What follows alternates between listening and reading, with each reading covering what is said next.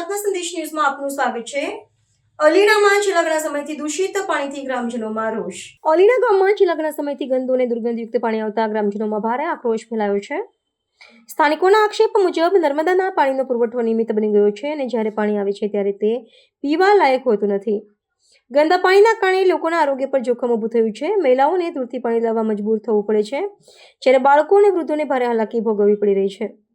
વારંવાર રજૂઆતો છતાં સમસ્યાનો ઉકેલ ન આવતા ગ્રામજનોએ સરપંચ અને તલાટીનો ઘેરાવ કરી કડક નારેબાજી કરી હતી। ગ્રામજનોએ ચેતવણી આપી છે કે જો તાત્કાલિક નિરાકરણ નહીં આવે તો ઉગ્ર આંદોલન કરવામાં આવશે। હાલ સમગ્ર ગ્રામ શુદ્ધ પીવાના પાણીની રાહ જોઈ રહ્યું છે। રિપોર્ટર જયદીપ કટારિયા।